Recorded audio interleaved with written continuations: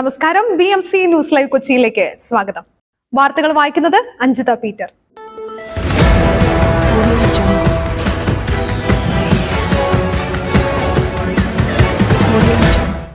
ഈ വാർത്തകൾ നിങ്ങൾക്കായി അവതരിപ്പിക്കുന്നത് Cochin Kalabhavan Angamaly franchise, powered by Hi Life Thottakattukara, Joshmall Mookkannoor, cleanser, BMC film production and Nazrath Vilas.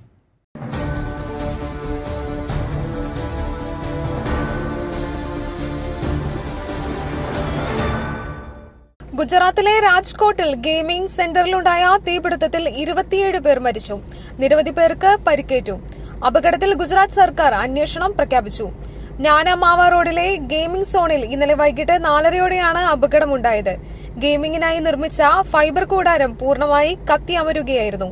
സംഭവത്തിൽ ഗെയിമിംഗ് സോൺ ഉടമ യുവരാജ് സിംഗ് സോളങ്കി ഉൾപ്പെടെ 3 പേരെ പോലീസ് അറസ്റ്റ് ചെയ്തു.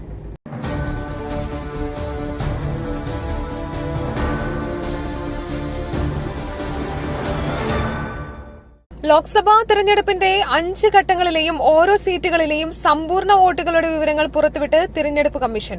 5 ഘട്ടത്തിലെയും വോട്ടിംഗ് ശതമാനം, വോട്ടർമാരുടെ എണ്ണം എന്നിവയടക്കമുള്ള ഇതുവരെയുള്ള കണക്കുകളാണ് തിരഞ്ഞെടുപ്പ് കമ്മീഷൻ പുറത്തുവിട്ടത്. ഓരോ പോളിംഗ് സ്റ്റേഷനിലെയും വോട്ടുകളുടെ കണക്ക് വ്യക്തമാക്കുന്ന ഫോം 70C വെബ്സൈറ്റിൽ പ്രസിദ്ധീകരിക്കാൻ തിരഞ്ഞെടുപ്പ് കമ്മീഷൻ നിർദ്ദേശം നൽകണമെന്ന് ആവശ്യപ്പെട്ടുള്ള വിവിധ ഹർജികൾ സുപ്രീംകോടതി തള്ളിയതിന് പിന്നാലെയാണ് തിരഞ്ഞെടുപ്പ് കമ്മീഷൻ വിവരങ്ങൾ പുറത്തുവിട്ടത്.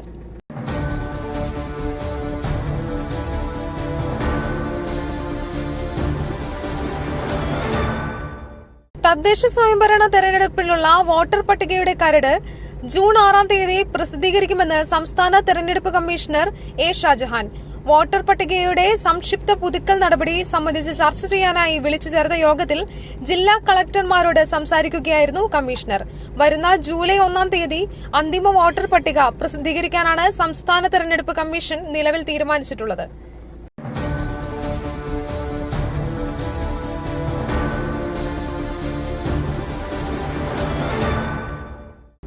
വൃക്ക വിൽക്കാൻ ഭർത്താവ് നിർബന്ധിച്ചെന്ന ആരോപണവുമായി യുവതി. 9 ലക്ഷം രൂപയ്ക്ക് വൃക്ക വിൽക്കാൻ ഭർത്താവും ഇടനിലക്കാരനും നിർബന്ധിച്ചെന്ന് ആദിവാസി യുവതി വെളിപ്പെടുത്തി.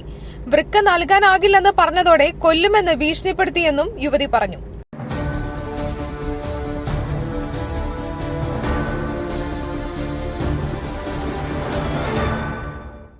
സംസ്ഥാനത്ത് 1 മാസത്തെ ക്ഷേമ പെൻഷൻ അടുത്ത ആഴ്ച വിതരണം ചെയ്യും.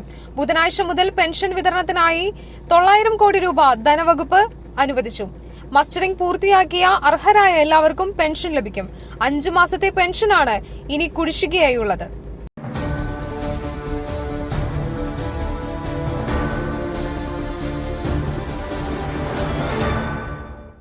പിണറായി സർക്കാരിനെതിരെ ശക്തമായ പ്രക്ഷോഭം ആരംഭിക്കാൻ UDF തീരുമാനം. തിരഞ്ഞെടുപ്പ് വിലയിരുത്തലിനായി കന്റോൺമെന്റ് ഹൌസിൽ ചേർന്ന UDF ഏകോപന സമിതി യോഗത്തിലാണ് ബാർക്കോഴയിൽ അടിയന്തരമായി പ്രക്ഷോഭത്തിനിറങ്ങാൻ തീരുമാനിച്ചത്. മദ്യനയം ബാർ ഉടമകൾക്ക് അനുകൂലമാക്കാൻ കോടികളുടെ കോഴ വാങ്ങിയെന്ന ആരോപണത്തിന് പിന്നാലെയാണ് ഈ തീരുമാനമെന്ന് വാർത്താസമ്മേളനത്തിൽ കൺവീനർ MM ഹസൻ വ്യക്തമാക്കി.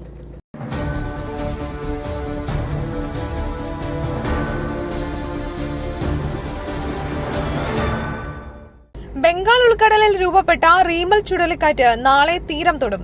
പശ്ചിമ ബംഗാൾ, ഒഡീഷ സംസ്ഥാനങ്ങളിൽ ജാഗ്രതാ നിർദ്ദേശമുണ്ട്. വടക്ക് കിഴക്കൻ സംസ്ഥാനങ്ങളിലും ഒറ്റപ്പെട്ട മഴയ്ക്ക് സാധ്യത. കേരളത്തിന് റീമൽ ചുഴലിക്കാറ്റ് കാര്യമായ ഭീഷണി ഉയർത്തില്ല. മറ്റന്നാൾ വരെ മീൻ പിടിക്കാൻ പോകരുതെന്ന് മത്സ്യത്തൊഴിലാളികൾക്ക് നിർദ്ദേശം നൽകിയിട്ടുണ്ട്.